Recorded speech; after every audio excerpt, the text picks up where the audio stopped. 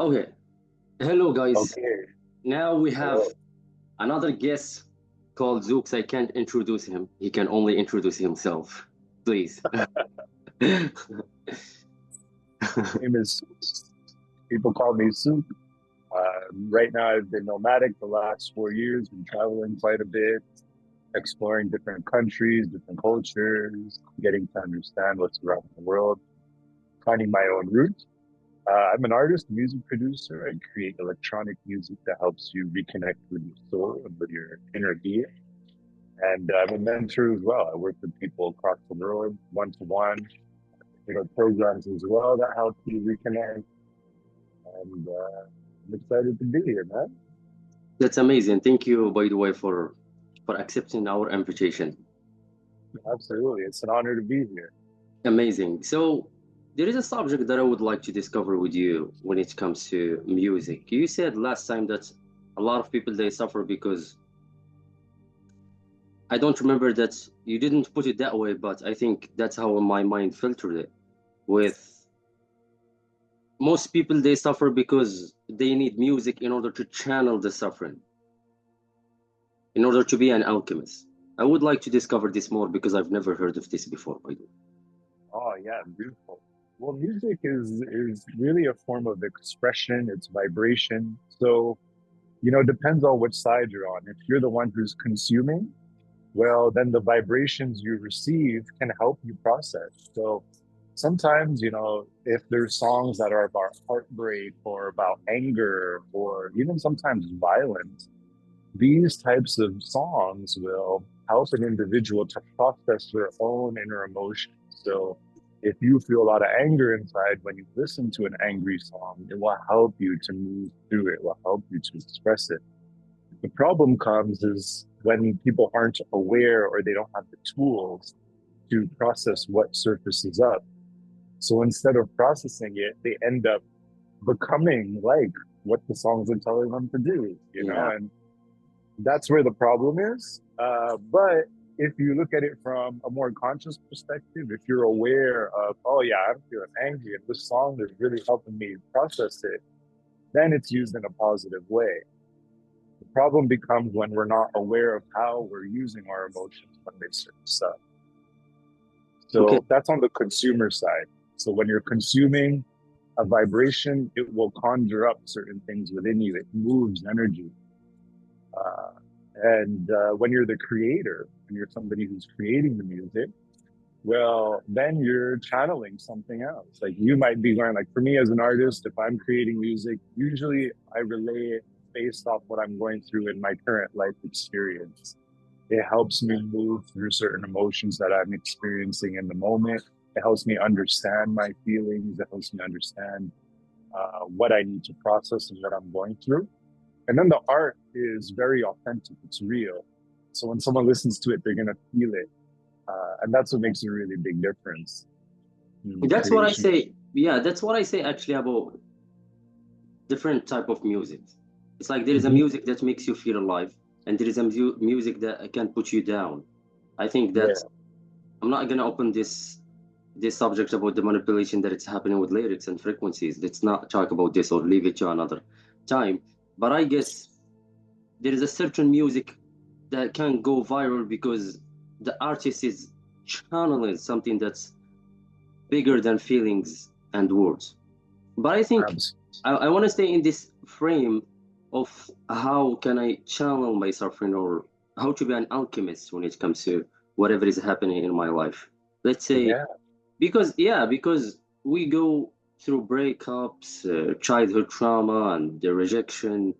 Let's say someone is suffering with money, suffering with love, and so on and so forth. But we never sit down and say, okay, I have to do something with my suffering. Because let's be honest, a lot of addictions is just a way to soothe our nervous system because Mm-hmm. our body is so charged with a lot of emotions. And I think Mm-hmm. I've seen a video that is very beautiful of animals after every fight, every overwhelming situation, they shake their bodies. Mm-hmm. Yeah. They But we reset never the do nerve. this. Makes Well, it's sense. because, yeah, we're not taught. We're not taught how to do that. You know, we're never given the tools on how to actually get out of a situation when you go in it. Most people get stuck and then they're trapped in it within the body. But I think this comes down to what you're talking about, how to be an alchemist of your emotion or your energy. It comes down to two things. And this is the primary aspect that all of humanity runs through. It's either the pursuit of pleasure or the avoidance of pain, right? We can only handle so much pain. And so if we handle so much, then we got to move towards pleasure. And so the process of alchemy is recognizing what your pain is and understanding that you are not that pain. You are not the emotion. Who we are underneath all the stories, underneath all the labels, underneath everything that we've been programmed with, from childhood upbringing to even the traumas or hard situations that happen. There's an awareness that is sitting underneath that has always been present from the very beginning all the way to where we are today. That state, that awareness has never changed. That has always been present. No matter what happened. And if you're here today, then you've survived up to this point. And so to become an alchemist is first recognizing who are we underneath it all? Who are we beyond the pain, beyond the pleasure, beyond the duality of good and bad? Because good and bad can change in any moment, right? Based off what's actually happening in it. Yeah. So, it's but funny. if we are, it is. But if we It's are a mix aware of emotions. Yeah, it's like we were watching football, and you we are do watch so football. angry. Yeah, I think what I have discovered in my years of suffering, there is nothing bad ever. I don't want to, or I'm not saying it based on I want to be in denial, so I don't want to see with whatever it's dark in there. You know, good vibes only. Makes sense. We're gonna see there is polarity, but also there is this illusion of polarity. I would like you to talk more about this because most people they live in I I I just want to be happy. I don't want to experience what I have experienced in my childhood. I don't want to experience what I have experienced, let's say, in my breakup and so on and so forth. So their nervous system is always running away. When I'm running away, it's chasing me. So most of the times we go quicker and we know it's not working. We don't sit down. We're not sitting down and processing our emotions. What do? Let me run more. Let me go quicker more. And then people crash out and then they become a bad person or burnout or a lot of things. So I would like you to explain how the pain is my friend and fear is my friend and all of the things that just guide me through enlightenment or to enlightenment. And also, if you can mix it with how polarity is just an illusion, it exists and doesn't exist in the same time. That would be better. Yeah. Well, I think for this, we have to come to the physiology, our bodies, the physiology of what happens when we are in fight or flight versus when we are in a state of flow. So for me, I teach about flow states. I love flow states for this very reason. Because when we're in fight or flight, our nervous system we're ready to protect ourselves. We're in self-protection. We don't want to deal with the outside world. And so then the emotions of shame or guilt or anger or resentment, those types of emotions come up during these moments when we're in self-protection. Versus when our body feels safe and we feel safe in the environment, we feel safe in our breath, then we're no longer in that duality, in that polarity. We're really present with the now. We're able to move through what's going on. So I think the number one thing is to get in touch with the body. So even emotions, right? The emotions will come and go based off if we're in fight or flight or if we are in full coherence. If we're in a state of presence, if we're in a state of, oh, okay, I'm safe right now. So the fundamental core principle is how do you create safety within yourself? How do you create safety when you do experience emotions that aren't desirable? And the thing is that every emotion is always trying to teach you something, Yeah. you know? So shame, for example, is self-protection. You know, it wants to, it's telling you to not show yourself because it's perceiving danger, Who's right? perceiving danger? Can we say Shame. that? Well, I think it's the emotion that is perceiving it, you know, and if you're in fight or flight, then the emotions are moving according to how your nervous system is feeling. Okay. Mm. So instead of trying to deal with every emotion as they come up, it's better to simply understand, am I in fight or flight, or am I in coherence, they call it, right? Am I in a green state? There's three colors, red, yellow, green, right? I've never heard of this before. Yeah. Beautiful. So let me teach you something. So the nervous system, way back in the day, when we were still evolving, becoming humans, there were jellyfish in the ocean, and whenever a predator would come, this organism, its only way to defend itself was to pretend it's dead. So Mm. it shuts down completely. You don't want to get out of bed. You feel probably depressed. That is the red zone. That's the red zone. Okay. Now, as we started to evolve and the energy started to evolve in the ocean and we started to get on land, we developed something called anxiety. And that is called the yellow zone. Okay? Okay. So look at it like a ladder. When you feel anxious or you're feeling a little bit fearful, but you have energy, this is positive because you're moving out of the red and you're going into yellow. And that means you're starting to find ways that can help you survive better. You're starting to find ways that can help you thrive. And then once you get there, you start to feel safe. And then we go into the green zone. And when we feel safe, that is where we can channel our creativity. That is where we can get into the moment with our people. You can have deeper conversations. You can feel more authentic. You're not worried about how people perceive you. And you're treating everything as just for what it is. And you're able to meet it for what it is. That's freedom, right? That's when we feel free. That's the green zone. So instead of battling the emotions when they surface up, it's just simply important to notice, all right, am I in fight or flight, or am I in my green zone right now? And if I am in fight or flight, what is it that I'm fighting against? Is there any actual danger around me right now? And in some cases there are. And that's where it's good to have it because you But need that part. it's very rare.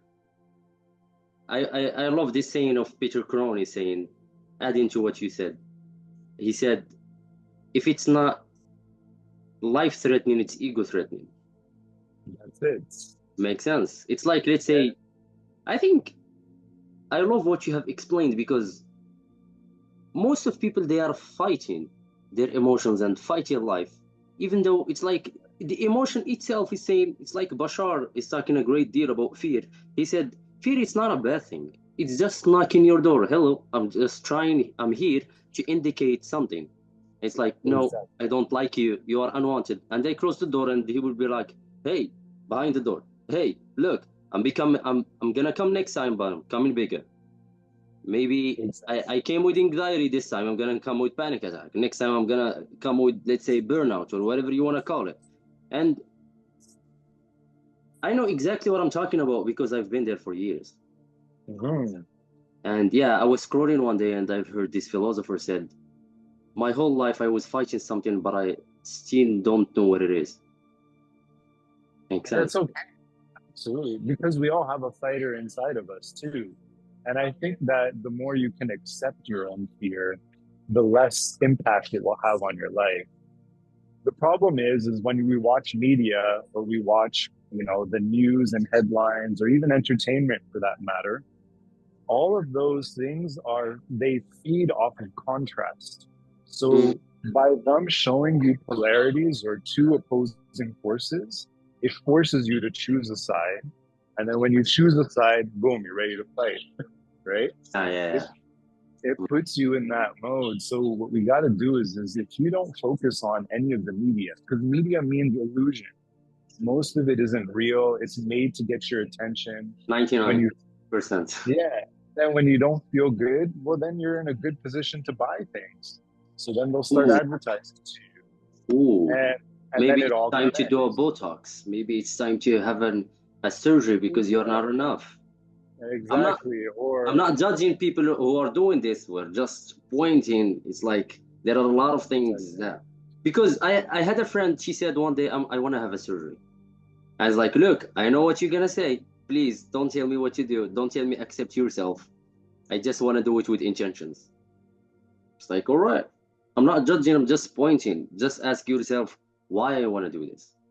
I have a question that I'm asking clients, by the way. If I was, if I was living alone in this world, would I need this?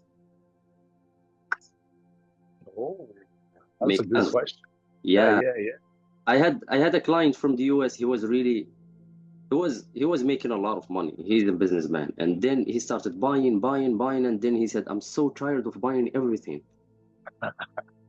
I can't stop. I can't stop traveling, even though I don't enjoy traveling." And I was like, if you were alone in the world, if you are not able in order to capture or take pictures of whatever you are doing and posting it on a story, would you do it? And he said, no. As easy as it sounds. So I'm doing it for people. If I'm doing it for people, so I'm trying to show people that I am enough. So here, you are indicating something. Your anxiety is indicating something. And I think my awakening came into being or took a place when I was like, surrender is the answer to everything with no exceptions. Whatever you resist persists. Thank you to Eckhart Tolle. He taught me a lot of things about reading The Power of Now. And I think I would like you to explain more about resistance, because we already spoke about it. Because a lot of people, they are so tired physically. Resisting the emotions, resisting thoughts, because we have a self-image we have to protect. Most people, they don't know we are a channel of thoughts and emotions. We are not a person. Yeah. Well, I think, for resistance, because I teach about flow too. So the opposite of flow is resistance. Yeah. Yeah, I like that. So when we're in resistance, it's actually asking for acceptance. So, and I think you asked a beautiful question to your clients when it's like, if nobody was around, what would you do? And that brings a person back into their authenticity. And our authenticity starts from when we're kids, right? We're authentic, we're not filtered, we're just kind of sponges, we're absorbing everything.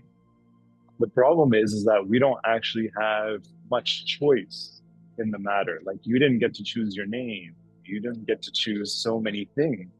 You just kind of come into it, it's all put onto you, and then you got to go out in your day-to-day life, and you have an identity that is formed based off the tribe that you're born into.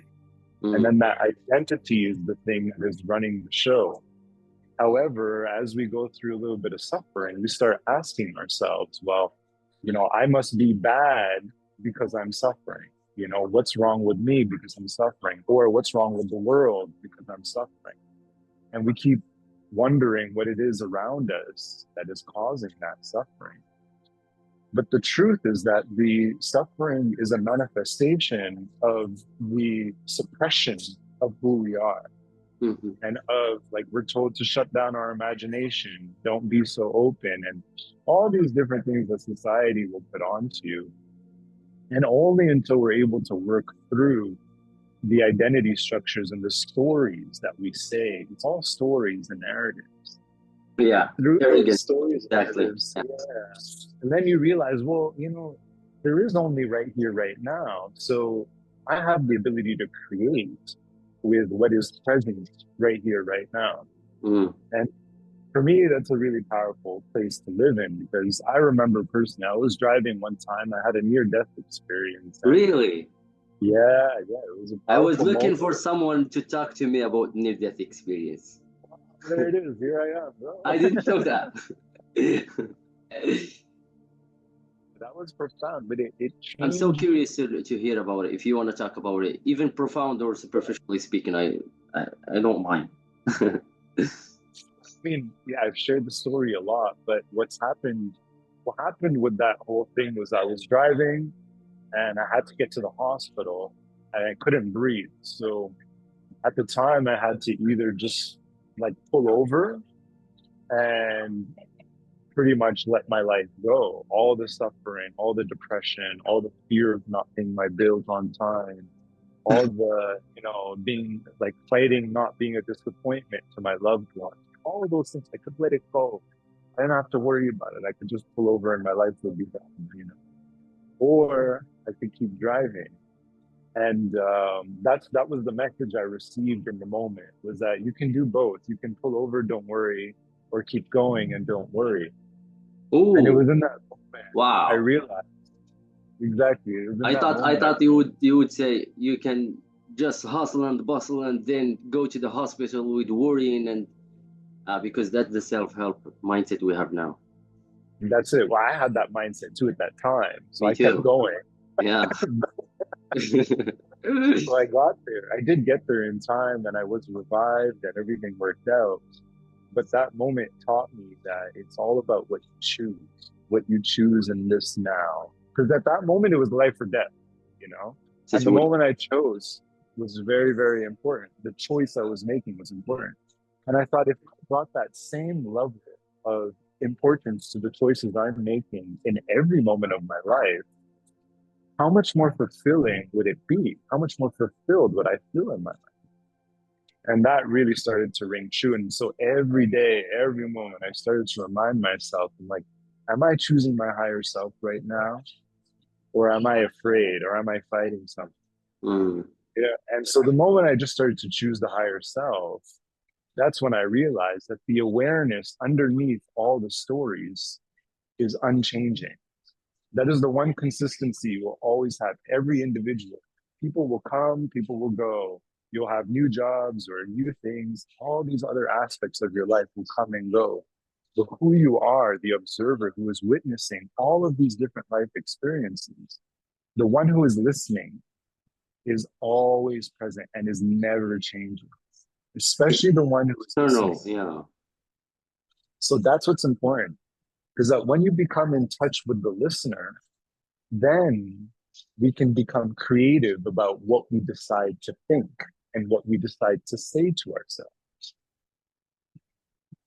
And then Yeah. we're using the imagination, you Yes. see? Yes.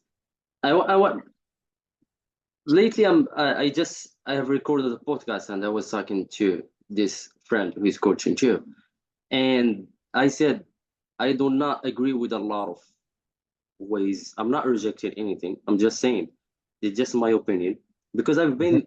I've been doing a lot of practices, but I cannot heal the mind with the mind. That's what I'm telling you people. I cannot stop thinking with thinking how to stop thinking. Mhm. I'm still in the illusion. But as you said, when I'm gonna realize I am the observer, then I'm not gonna fix the person that I am. I just want to live a better life. I want to process my emotions. I want to love people. I want to react less. I want to respond more. I want to love. I want to meditate. I want to have a beautiful girlfriend, beautiful boyfriend, beautiful wife, and so on and so forth. Makes sense. Mhm. But if I'm going to healing because I believe that there is something wrong with me, or because I believe that there is something to fix, all the practices that I'm going to do, it's going to keep reinforcing that there is something wrong with me. Who's trying to be confident? The one who doesn't feel confident. That's one of the biggest illusions. I think I understand why people get triggered when it comes to this, and they'll be like, I have spent a lot of money on healing. I have spent a lot of time on a lot of things and money and so on and so forth, and time and years and reading books. And it's like, look, it's okay. That wasn't bad. It's just the time to realize that this is an illusion. Polarity is an illusion. There is nothing wrong with you other than the story you are telling to you. It's Makes sense. absolutely. You just let go of the story. You are the observer, and then there is no resistance to the story. It's like I'm not. There is no need to fix the avatar. You can just Exactly. watch the avatar. It's like okay. I believe that we don't do anything in this life. Everything is evolving. We're not doing anything. But when you are trying to resist, you are always interrupting the flow of life.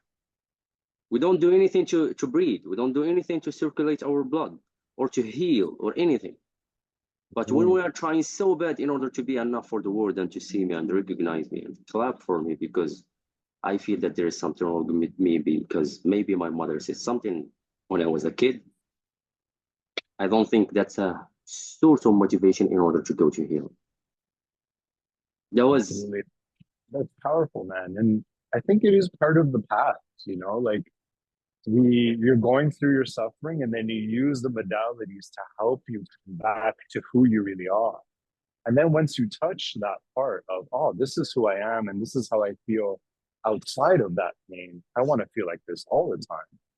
Yeah. Right. And then those tools, they help you get to that point. And then once you've reached, you're like, okay, I feel quite strong with my observer. I feel quite strong with who I am now, and my sense of identity is changing and transforming. That's where what we call the spiritual ego starts to emerge, because now we've left the old identity, like the one you were forced into, and then you come out and you're like, well, I want to create a new one now, and then we start adopting the tools or the healing modalities, even the language around it, start to create an identity around that one. And then the next phase is really becoming more and more authentic with your expression, how you feel in your body, how you present yourself, how you show yourself. I mean, it's an ongoing creative process to be creating identities. And I think we go through it in different phases and seasons of life. Like I work with some people who are in their late 70s, even 60s, and some people who are in their, early 30s. And it's so wild because every season, it's like a few years each season, like maybe 10, 12 years each season of life. And then go through these transitions and these developments. So I think what's really powerful is to identify and know I'm in this season right now. This is the season where I'm building something that's meaningful, or I'm in this season where I want to focus on relationship, or I'm in this season where I'm struggling with certain things and I don't know how to handle it. And I need to do some healing for it, So every person has their own season that they're navigating. And we create identities based off that season we're in. And it's never going to be fixed, the identity part. Some people do end up fixing on one and they keep that for the rest of their life, and that's okay too. It depends what kind of person you are and what you want to ultimately embody and express in your life. And I think that's the most important part. If you can accept yourself, accept what season you're in, and decide what is it that you want to create, what kind of energy do you want to leave behind here, that's going to make a really big difference. I had a shaman teacher before. He said something very amazing. He said, you are infinite possibilities. You can choose any avatar to play with. Why would you just try one for the rest of your life? You can be a surfer, you can be a talker, you can be a podcaster, you can be a healer, you can be, the fifth dimension, the oneness. You are the bad and you are the good. You are the villain and you are the hero. You are this and you are that. Why would you try just one? Because life will push you in order to be bad sometimes. I'm not saying bad in order to hurt people out of nowhere, but sometimes, let's say you are going with your girlfriend somewhere and someone is trying to do something his nervous system is not feeling safe in order to, I don't know how to call it, but I'm like, you have to defend someone. You're gonna have to defend yourself time to time. So it's not like I am a healer and I'm not gonna do anything in order to, I am that good. That's also another spiritual ego. That's also another limitation. Absolutely. Absolutely. We have to learn how to use all of our faculties, and our soul will make it come out. Life will squeeze you in order for you to get out of your potential, even though there is no full potential, because there is no limitation of anything. It's limitless. Anyway, I think I'm already thinking of part 2, by the way. That went so fast, man. Yeah, I was. I really enjoyed it, and I'm sure that people will enjoy it too. That's beautiful. Yeah. So thank you very much for spreading your wisdom, spreading your energy and your story and so on and so forth. And I'm sure it's gonna for the Infinite Journey podcast. That's the name of my podcast, by the way. It's Infinite Journey. So I really appreciate your presence and your existence. Thank you so much, man. Same to you. Thank you for doing this and hosting it and showing up consistently over the years with what you're doing too. Thank you. And it takes a lot of courage. It takes a lot of tenacity and persistence and just always showing up and being yourself. It's powerful, bro. So thank you as well for doing it. Thank you. Until next time. Thank you. Until next time. Let's speak soon. Thank you. See you. Bye. See you.